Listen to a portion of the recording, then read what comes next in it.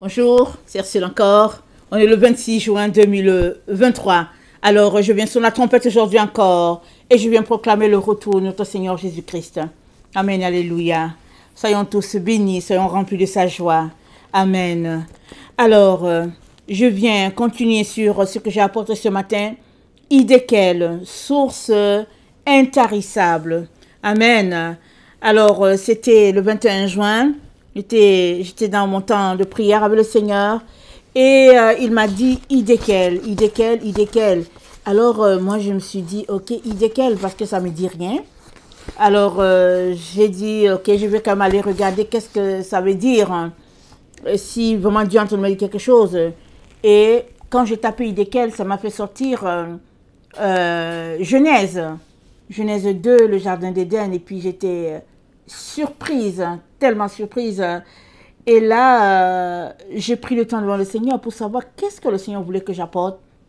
Je n'avais pas de message. Et je venais devant le Seigneur et il me disait, Idéquel.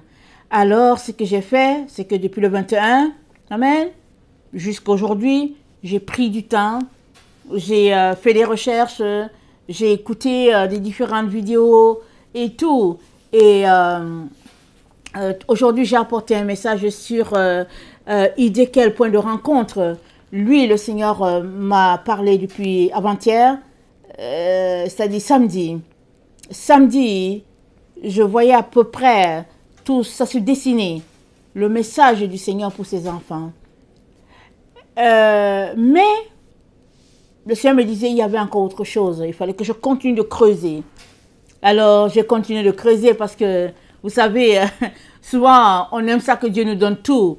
Alors, il y a des jours où Dieu me donne tout, jusqu'à, il écrit tout. Il dit, voilà, il me dicte la chose. Voilà. Et puis, souvent, on aime ça. Mais il y a aussi des jours où il nous envoie juste faire des recherches.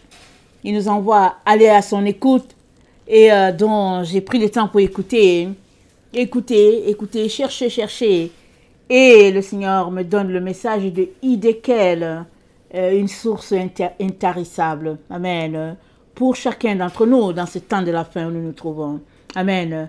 Alors, on va lire Daniel 2. Amen. Attendez. Je vais d'abord lire le message de là où se trouve Idéquel, Genèse 2. Et après, je vais lire Daniel 10. Et maintenant, je vais m'arrêter sur le message d'aujourd'hui. Donc, dans Genèse 2, le verset 10, c'est dit, un fleuve sortait d'Éden pour arroser le jardin. Et de là, il s'est divisé en 4 bras. Le nom du premier est Pishon, celui qui entoure tout le pays de Havila, où se trouve l'or. L'or de ce pays est pur. On y trouve aussi le délium et la pierre d'onyx. Le nom du second fleuve est Gihon. Le fleuve aussi s'appelle le Nil. C'est lui qui entoure tout le pays de Couche. Couche, c'est en Éthiopie, la Nubie. Le nom du troisième est Idéquel. C'est celui qui coule à l'Orient de la Syrie. Le quatrième fleuve, c'est l'Euphrate. Amen. Donc voilà où se trouve Idéquel. La troisième source d'eau, elle coule du côté de l'Orient. Et on sait tous que le Seigneur nous a dit que la gloire de Dieu vient de l'Orient. Le Seigneur nous a renvoyés en Orient. Et le Seigneur nous dit, dans Matthieu 24, alors que nous attendons le retour de notre Seigneur, le Seigneur nous dit, la venue du Seigneur sera comme l'éclair qui part de l'Orient et qui finit sa course en Occident. Alors nous sommes en Occident, amen, et surtout le monde marche au rythme des valeurs occidentales, amen. Alors le Seigneur est en train de nous dire que le début, c'est parti de l'Orient, amen. La fin aussi, ce sera l'Orient, quand bien même on habite, quand bien on habitera en Occident, quand bien même toute la terre respire au rythme des valeurs occidentales, la fin sera comme en Orient. Amen. Parce que notre Dieu a valorisé l'Orient. Amen. La source de la vie nous est venue de l'Orient et Dieu dit il n'en sera pas autrement. Alors, Babylone représente l'Occident et Babylone a envahi toute la terre avec sa culture, sa philosophie, à sa doctrine, mais Dieu dit, il n'y aura pas de changement. Ce qui a été établi depuis l'origine, c'est ce qui est. Amen. Alors, on est donc là, aujourd'hui encore, en train de parler de Hiddekel. Amen. La source intéressable que Dieu a donnée à ses enfants. Et même dans ce temps où les trois autres sources ont tari et sont en train de tarir. Amen. Hiddekel demeure. La source qui abreuve. Amen. Les enfants de lumière. Alors, donc, je vais remonter à Daniel 2, où le roi Nebuchadnezzar a eu un rêve. Daniel, nous savons que il est de la tribu de Juda. Il a grandi, il a été élevé d'une manière très distinguée dans la crainte de Dieu. Il fait partie des Juifs qui ont été déportés et qui ont été admis dans le palais du roi. Et il était très apprécié du roi. Mais malgré le fait que Daniel était en terre étrangère, il n'a pas arrêté de craindre l'Éternel. Il n'a pas arrêté de servir son Dieu. Si bien que, vous savez, notre Dieu, quand il veut donner un message, il va chercher la personne par laquelle le message va porter. Et toute la terre sera au courant. C'est ça que notre Dieu est. Malgré que le roi Nebuchadnezzar était un roi orgueilleux, un roi païen qui ne connaissait pas Dieu, qui, mieux que lui, pouvait porter ce message jusqu'à notre génération. Qui? Alors Dieu donna un rêve à Nebuchadnezzar. Il était le roi en place. Il était, au fait, l'autorité suprême du temps. Et son royaume s'étendait à des milliers de kilomètres. Il était le grand roi. Alors, il a un rêve. Le rêve le bouleverse. Et il dit à tous ses devins que je ne vous partage pas le rêve, mais j'aimerais que vous m'expliquiez le rêve que j'ai eu et aussi l'explication, sinon je vous tue tous. Alors, malgré tout ce qu'ils ont mis en place, le roi n'a pas changé d'avis. Et ces devins et ces songeurs qui ne voulaient pas mourir, amen, ne savaient plus où se tourner. La nouvelle est arrivée aux oreilles de Daniel et Daniel fut conduit devant le roi pour lui dire qu'il va consulter son Dieu et que Dieu est la source de toutes choses. Dieu a la réponse à tout. Donc Daniel est allé consulter Dieu. Amen. Et Dieu a donné à Daniel et le rêve et le sens du rêve. Et la révélation de Dieu à Daniel est parvenue jusqu'à nous. Si bien qu'aujourd'hui, nous bénéficions de la grâce de notre frère Daniel. Parce que c'était un gars qui craignait l'Éternel. Et tout cela, c'est pour dire que ce que tu es, ça se répercute sur plusieurs personnes, sur plusieurs générations. Il est donc très important de faire attention à la manière dont nous nous comportons. Si tu sèmes la lumière, tu peux répandre ta lumière sur plusieurs personnes et à des distances et aussi à des années. Pourquoi? Parce que Dieu répand la bénédiction, il répand la fleur que tu es, il répand ton odeur aussi loin que possible. Et c'est ce que Daniel est pour plusieurs personnes. Il a eu la révélation de notre temps. Ça, c'est une grâce, n'est-ce pas? Une grâce extraordinaire. Alors, Daniel 2, nous relatons ce rêve et je viens nous le partager et voir ce que le Seigneur a pour nous aujourd'hui. Daniel 2, le verset 7. Ça dit ceci. Daniel 2, excusez-moi, le verset 3. Le roi lui dit, le roi leur dit, j'ai fait un songe, j'ai eu un songe, mon esprit est agité et je voudrais connaître ce songe. C'est Daniel 3, on va à 31. Je vais aller à 30. Daniel qui vient sur la scène pour expliquer au roi ce qui se passe. Daniel 2, le verset 30. Si ce secret m'a été révélé, ce n'est point qu'il y ait en moi une sagesse supérieure à celle de tous les vivants, mais c'est afin que l'explication soit donnée au roi et que tu connaisses les pensées de ton cœur. Ô roi, tu regardais et tu voyais une grande statue. Cette statue était immense et d'une splendeur extraordinaire. Elle était debout devant toi et son aspect était terrible. La tête de cette statue était d'or pur, sa poitrine et ses bras étaient d'argent, son ventre et ses cuisses étaient d'airain, ses jambes de fer, ses pieds en partie de fer et en partie d'argile. Tu regardais lorsqu'une pierre se détacha, sans le secours d'aucune main, frappa les pieds de fer et d'argile de la statue et les mit en pièces. Alors le fer, l'argile, l'airain, l'argent, l'or furent brisés ensemble et devinrent comme la balle qui s'échappe d'une aire en été. Le vent les emporta et nulle trace n'en fut trouvée. Mais la pierre qui avait frappé la statue, devint une grande montagne et remplit toute la terre. Voilà le songe, nous en donnerons l'explication devant le roi. Amen. Verset 41. Et comme tu as vu les pieds et les orteils en partie d'argile et en partie de fer, ce royaume sera divisé. Mais il y aura en lui quelque chose de la force du fer, parce que tu as vu le fer mêlé avec l'argile.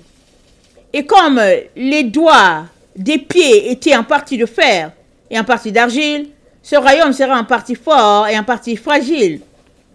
Tu as vu le fer mêlé avec l'argile, parce qu'ils se mêleront par des alliances humaines, mais ils ne seront point unis l'un à l'autre. De même que le fer ne s'allie point avec l'argile, dans le temps de ces rois, le Dieu des cieux suscitera un royaume qui ne sera jamais détruit et qui ne passera point sous la domination d'un autre peuple. Il brisera et anéantira tous ces royaumes-là et lui-même suscitera éternellement. C'est ce qu'indique la pierre que tu as vue se détacher de la montagne sans le secours d'aucune main et qui a brisé le fer, l'airain, l'argile, l'argent et l'or. Le grand Dieu a fait connaître au roi ce qui doit arriver après cela. Le songe est véritable et son explication est certaine. Amen. Donc, voilà le début de l'aventure de Daniel avec le roi Nebuchadnezzar et avec les différents rêves qui, au fait, se prolongent jusqu'à notre génération. Amen, jusqu'à notre temps. Alors, le Seigneur révèle au roi, donc il y a 4 royaumes qui seront en place. Et nous, amen, du 20e, 21e siècle, nous faisons partie de ce 4e royaume-là. Alors, un royaume décrit comme terrible, un royaume qui va maltraiter les enfants de Dieu, un royaume qui, lorsque Daniel regardait les visions, était complètement bouleversé. Daniel était troublé qu'il y ait de telles personnes sur la terre. Amen. Il n'en revenait pas. Et il y avait beaucoup d'intrigues que Daniel voyait dans ses rêves. Et même quand il s'est levé, il était étourdi. Quand il s'est levé, il avait de la difficulté à manger. Et voilà un peu ce qui se passait. Et même à certains moments, il était rempli de confusion. Au fait, Daniel a vécu ce que nous vivons dans notre temps. Il l'a vécu en plein, ce que nous vivons dans notre temps. Et Dieu est bon parce que Dieu voulait lui révéler tout ce qui allait arriver dans notre temps. Mieux encore, Dieu savait que dans notre temps, nous serons privés de vérité, les ténèbres seront remplies sur la terre, nous serons remplis de confusion. Il savait tout cela, dont il a donné déjà dans un temps très très lointain, je ne sais pas si ça dure peut-être 4000, 5000 ans, il a donné dans un temps très très lointain une révélation à un homme qui craignait Dieu, qui concerne une génération qui n'a rien à voir avec la sienne. Amen. Alors, Daniel donc nous révèle dans ses différentes visions les 4 royaumes, le 4e étant le nôtre, mais il y a un élément que Daniel pointe de toutes ces intrigues-là qu'il a vues. Il pointe le piège mis en place pour pouvoir nous anéantir tous, sans exception. Et ce piège se trouve dans Daniel 2, le verset 43. Tu as vu le fer mêlé avec l'argile, parce qu'ils se mêleront par des alliances humaines, mais ils ne seront point unis l'un à l'autre, de même que le fer ne s'allie point avec l'argile. Dans le temps de ces rois, le Dieu des cieux suscitera un royaume qui ne sera jamais détruit et qui ne passera point sous la domination d'un autre peuple. Il brisera, anéantira tous ces royaumes-là et lui-même subsistera éternellement. Amen. C'est juste là. Amen. Au verset 43. Ils se mêleront par des alliances humaines, mais ils ne seront point unis l'un à l'autre. Amen. Ça se trouve là, le piège. Parce que le Seigneur a donné des consignes claires et nettes pour ce qui est de ses enfants. Les enfants de Dieu ne peuvent pas se mêler à ceux-là qui ne sont pas de Dieu. La consigne a été assez claire quand Israël a quitté l'Égypte et que Israël devait posséder la terre promise. Amen. Avant qu'Israël entre, amen, dans l'espace que Dieu avait pour lui, Dieu lui a donné les dernières recommandations par la bouche de Moïse. Et voilà ce que Moïse a dit. Deutéronome 7, le verset 3. Tu ne contracteras point de mariage avec ces peuples. Tu ne donneras point tes filles à leurs fils, et tu ne prendras point leurs filles pour tes fils, car ils détourneraient de moi tes fils, qui serviraient d'autres dieux, et la colère de l'Éternel s'enflammerait contre vous. Ils te détruiraient promptement. Voici au contraire comment vous agirez à leur égard. Vous renverserez leurs autels, vous briserez leurs statues, vous abattrez leurs idoles, et vous brûlerez au feu leurs images taillées. Car tu es un peuple saint pour l'Éternel ton Dieu. L'Éternel ton Dieu t'a choisi pour que tu fusses un peuple qui lui appartient entre tous les peuples qui sont sur la face de la terre. Ce n'est point parce que vous surpassez en nombre tous ces peuples que l'Éternel s'est attaché à vous et qu'il vous a choisi, car vous êtes le moindre de tous les peuples. Mais parce que l'Éternel vous aime, parce qu'il a voulu tenir le serment qu'il avait fait à vos pères, l'Éternel vous a fait sortir par sa main puissante, vous a délivré de la maison de servitude, de la main de Pharaon, roi d'Égypte. Sache donc que c'est l'Éternel ton Dieu qui est Dieu. Ce Dieu fidèle garde son alliance et sa miséricorde jusqu'à la 1000e génération entre ceux qui l'aiment et qui observent ses commandements. Mais il use directement de représailles envers ceux qui le haïssent et il les fait périr. Il ne diffère point envers celui qui le hait, il use directement de représailles. Ainsi, observe les commandements, les lois, les ordonnances que je te prescris aujourd'hui et mets-les en pratique. Si vous écoutez ces ordonnances, si vous les observez et les mettez en pratique, l'Éternel votre Dieu gardera envers toi l'alliance et la miséricorde qu'il a jurée à tes pères. Il t'aimera, il te bénira et te multipliera. Il bénira le fruit de tes entrailles, le fruit de ton sol, ton blé, ton mou, ton huile, tes portées de gros et de menu bétail, dans le pays qu'il a juré à tes pères de te donner. Tu seras béni plus que tous les peuples. Il n'y aura chez toi ni homme ni femme stérile, ni bête stérile parmi les troupeaux. L'Éternel éloignera de toi toute maladie. Il ne t'enverra aucune de ces mauvaises maladies d'Égypte qui te sont connues, mais il en frappera tous ceux qui te haïssent. Tu dévoreras tous les peuples que l'Éternel ton Dieu va te livrer. Tu ne jetteras pas sur eux un regard de pitié. et tu ne serviras point leur Dieu, car ce serait un piège pour toi. Amen. Tu ne serviras point leur Dieu, car ce sera un piège pour toi. Donc je m'arrête là, j'ai lu Deutéronome 7, le verset 3 à 16. Amen. Alors, voilà le piège que Daniel a discerné. Parce que Daniel avait un don de discernement très très poussé, un don vraiment perspicace. Amen. Ses yeux voyaient très très loin et méticuleusement, il voyait ce qui était ténèbres. Ça, c'était le don de sagesse, le don de discernement des esprits que Dieu avait donné à Daniel. Et donc, Daniel a vu ce plan-là et il a révélé cela. Amen. Dans Daniel 2, le verset 43. Alors, donc, Dieu donne les consignes à Israël par Moïse qui s'en va par le chemin de revoir. Et Dieu dit à Israël, si tu m'écoutes, voilà toutes les bénédictions qui vont t'arriver. Et surtout, tu ne dois pas t'allier avec ces peuples-là. Tu ne dois pas avoir une alliance quelconque avec eux d'aucune manière. Pourquoi?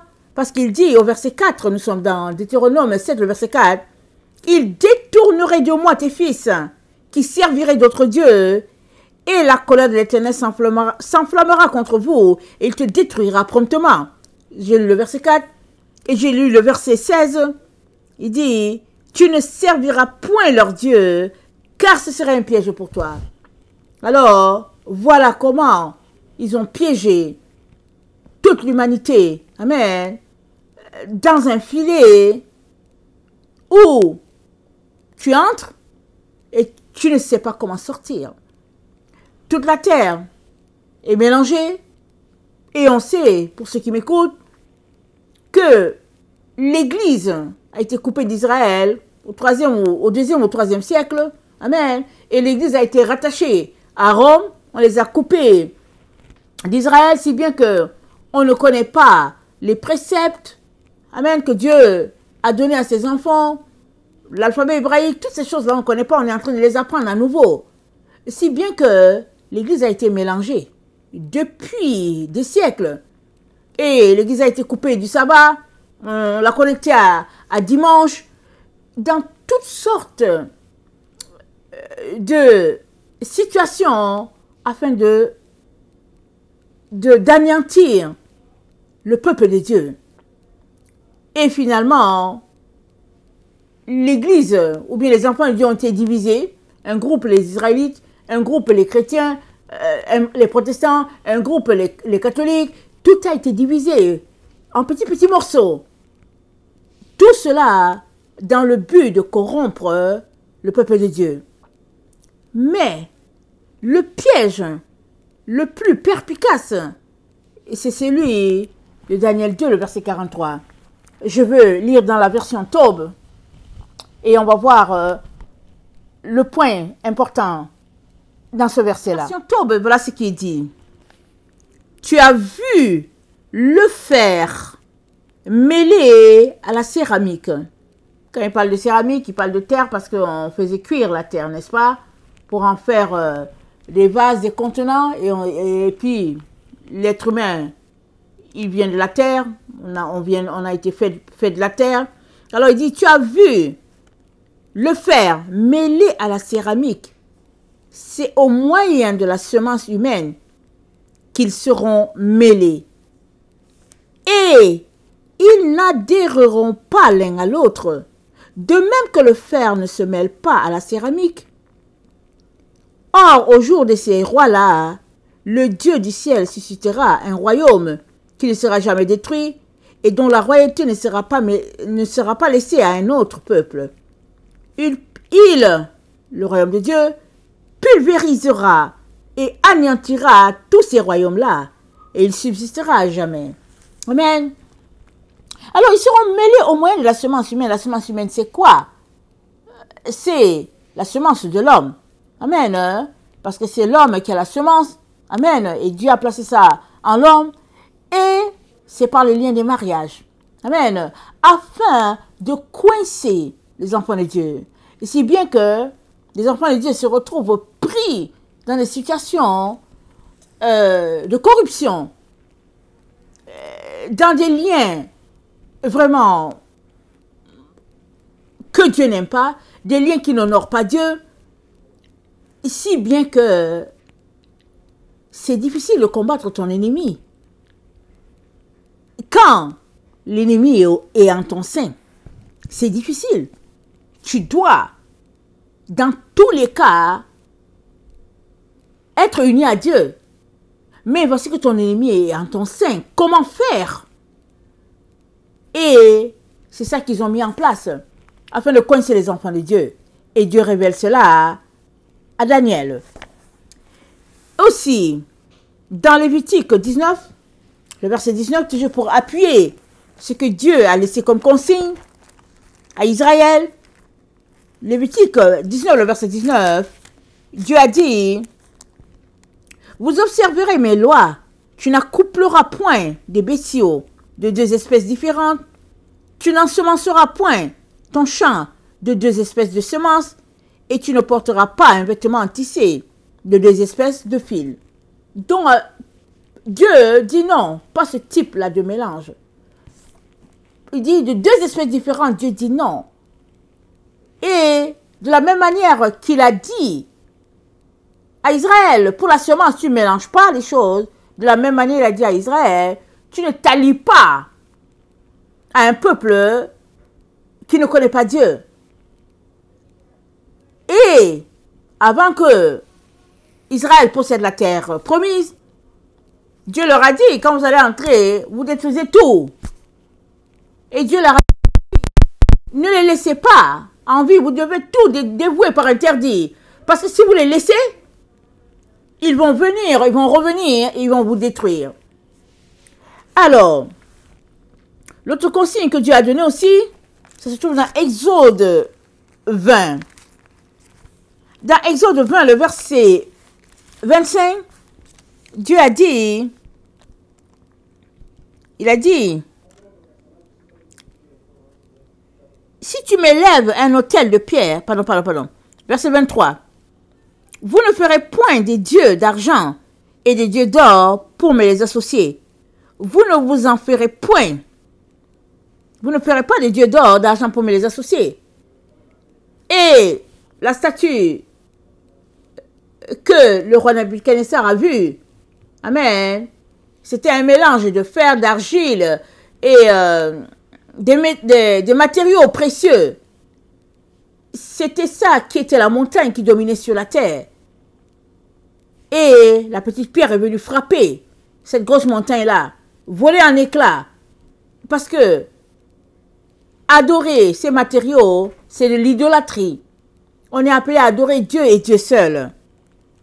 Dans Exode 20, le verset 24, tu m'élèveras un autel de terre sur lequel tu offriras tes holocaustes et tes sacrifices d'action de grâce, tes brebis, bœufs, partout où je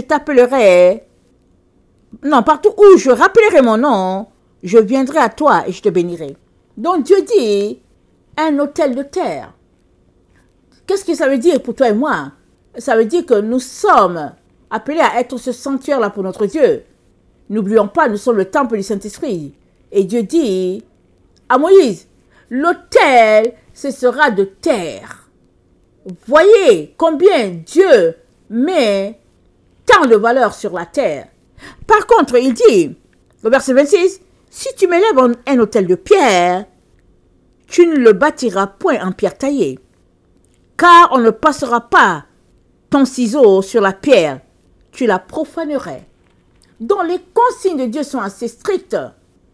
Alors, il dit, tu me bâtis un autel de pierre.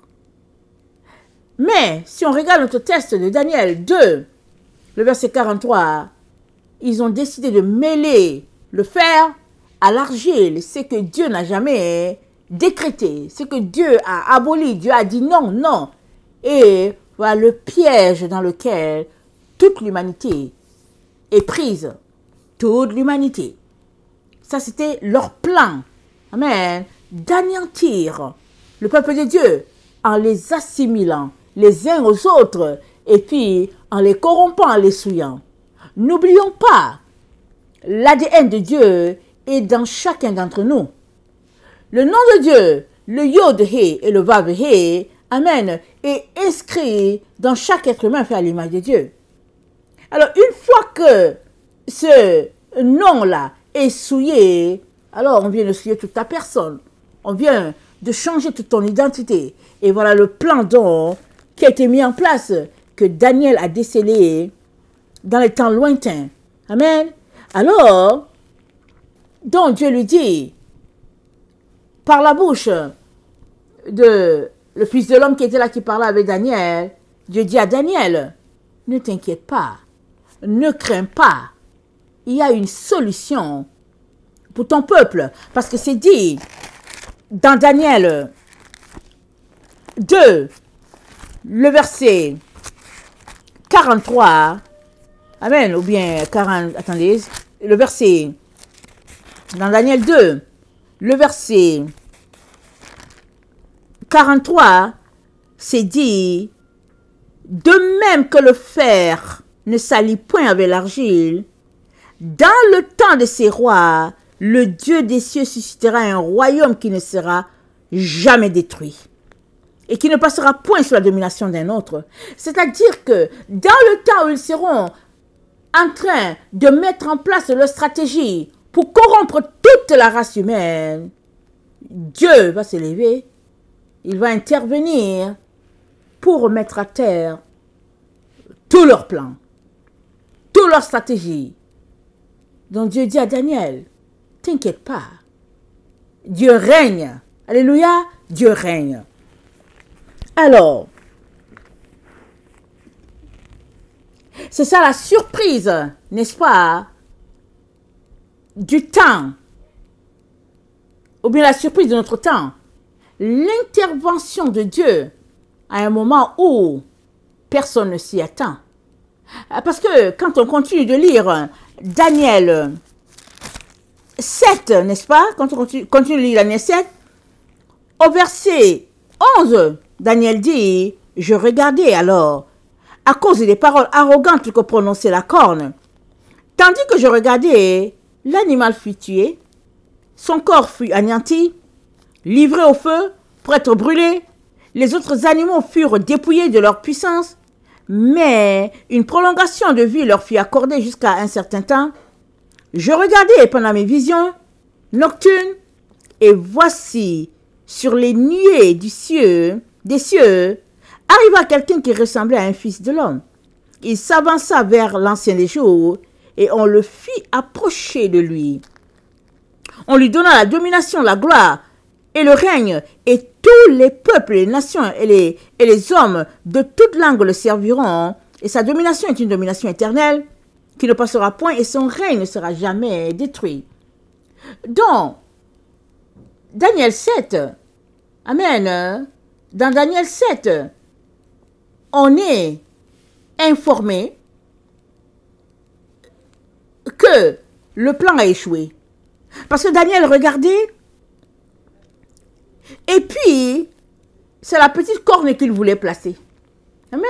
Il voulait placer la petite corne afin qu'elle puisse régner et dominer sur les enfants de Dieu.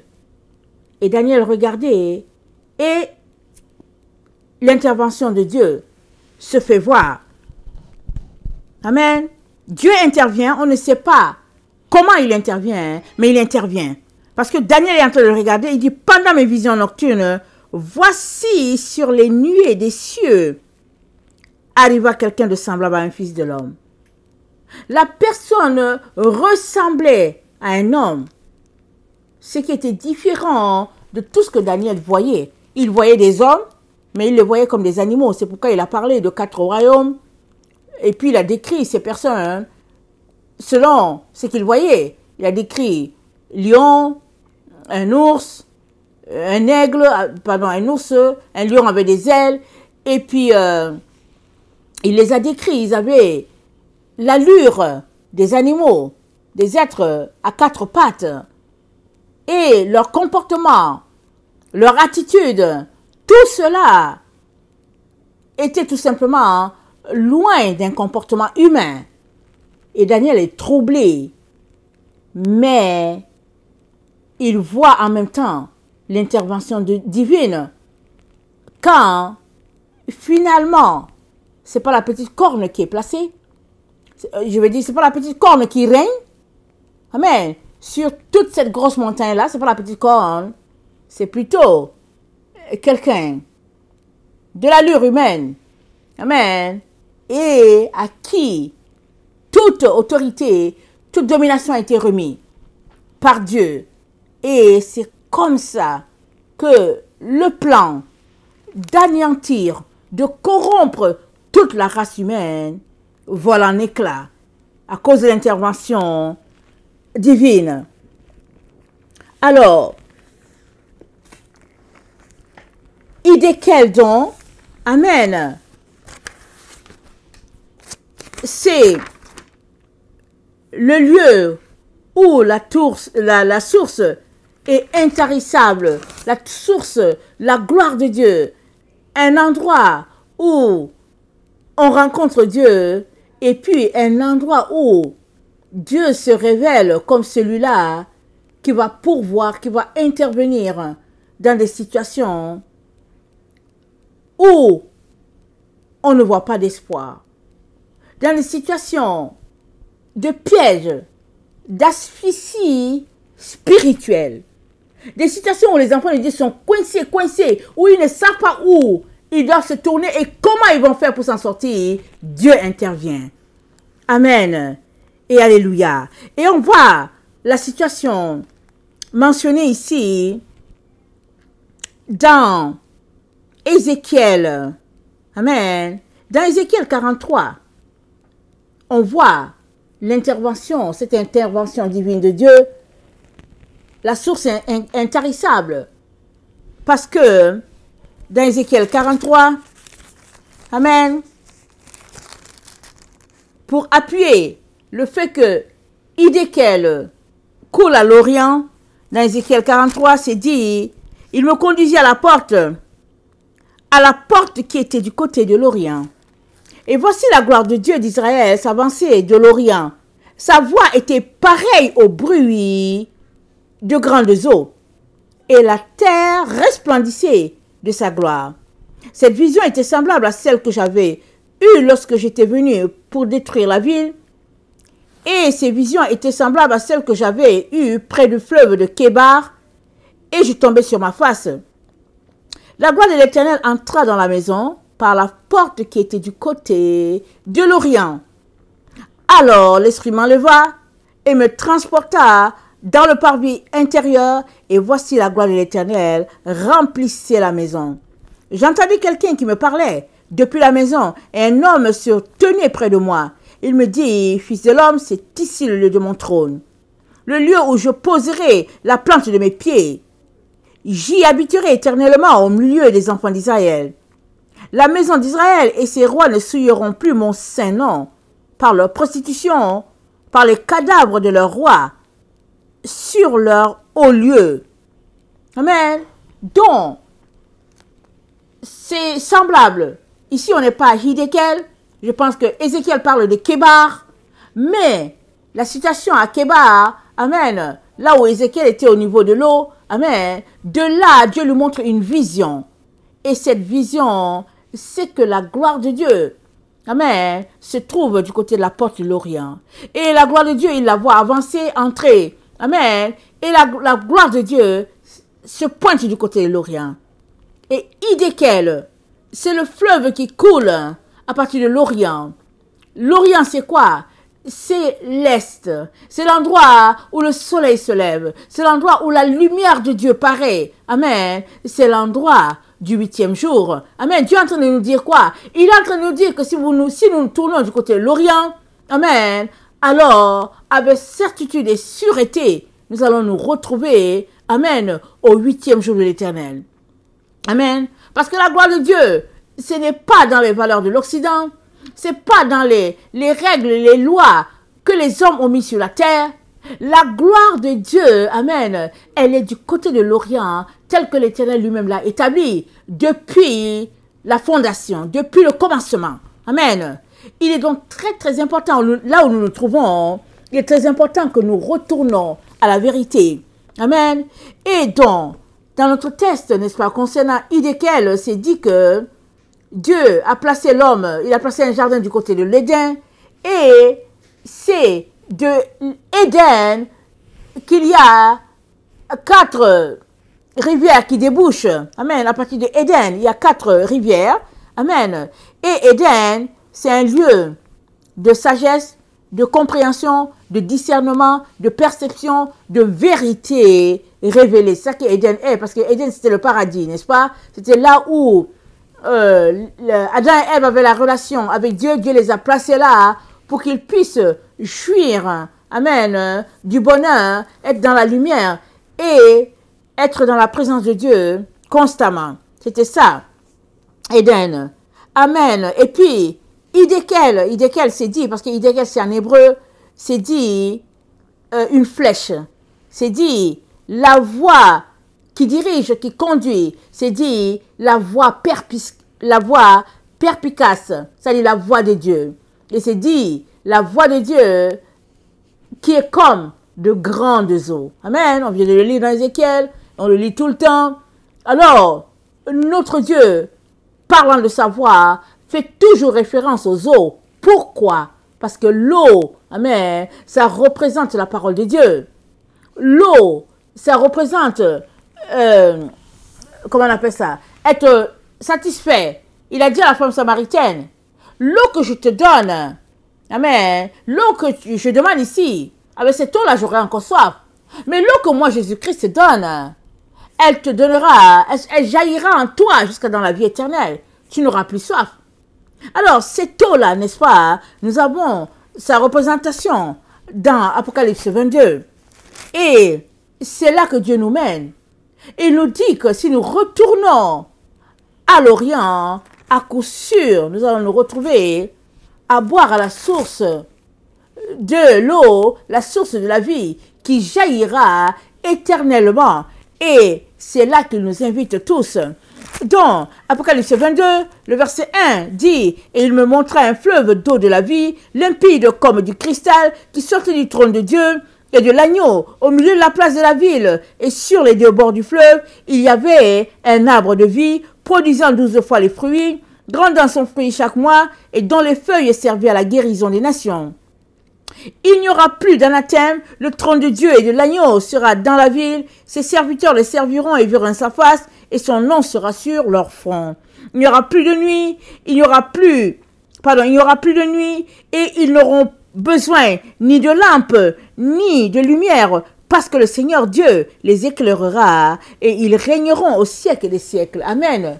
Et le Seigneur Dieu les éclaire comment? Il les éclaire par sa parole. Et c'est quoi la parole de Dieu? La parole de Dieu, c'est la loi de Dieu. C'est les commandements de Dieu. C'est les préceptes de Dieu. C'est ce qu'il nous a donné pour que nous puissions vivre. Amen. Parce que l'homme ne vivra pas de pain seulement, mais de toute parole qui sort de la bouche de Dieu.